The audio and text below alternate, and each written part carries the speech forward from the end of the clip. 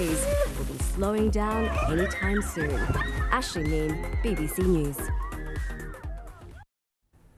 And if you have avoided that, you won't have avoided the song Gangnam Style, so you are familiar with one of South Korea's biggest exports. The music known as K-pop, movies and TV, very big business in South Korea. And that is no accident. The author Uni Hong describes the industry's rise in her new book, The Birth of Korean Cool, How One Nation is Conquering the World Through Pop Culture.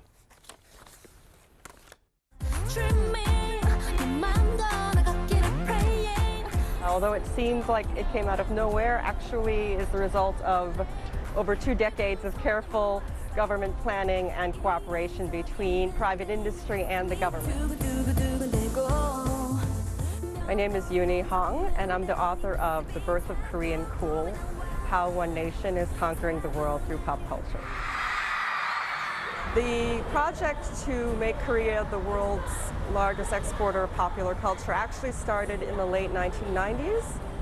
So the president at the time, Kim Dae-jung, realized that he wanted to make more revenue sources for the country, and he came upon the idea of something to do with the World Wide Web. So he decided that he was going to make Korea the most wired nation on earth, and they basically want to replace the United States as the top exporter of pop culture, or at least be a close second. You'll notice that they actually target a lot of countries that are not wealthy. This is a very deliberate strategy, because they're basically capitalizing on the fact that the United States neglects a lot of these economies. Korea's also been targeting countries that happen to be natural enemies of the United States. That's one way that they can sort of take market share away from the American media industry.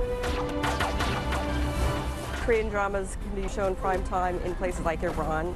Then the whole family can watch it together. And actually there is one drama called Jumong in Iran. It actually has captured 80% of the viewership. The K-pop star-making process is comparable to how Bolshoi ballerinas or Romanian gymnasts are made. So they're recruited at a very young age, something like 12 often. And this is actually one of the secrets behind the success of K-pop throughout the world, actually. It's not enough that everyone can dance really well. Everyone has to dance really well together, and that can really only be achieved if everyone practices as a group from a young age.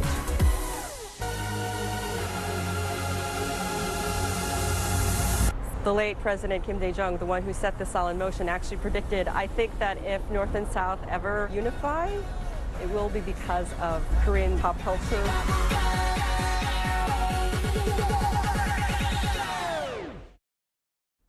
Let's just leave you now on a much more somber note, I'm afraid. We'll take you back to those pictures just emerging in the past hour or so from Kuala Lumpur International Airport. The bodies of the 20 Malaysian victims of flight MH17 that crashed, of course, in Ukraine in July, just been coming back.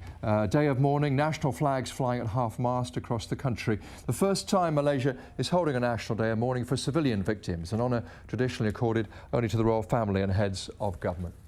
Thank you for watching.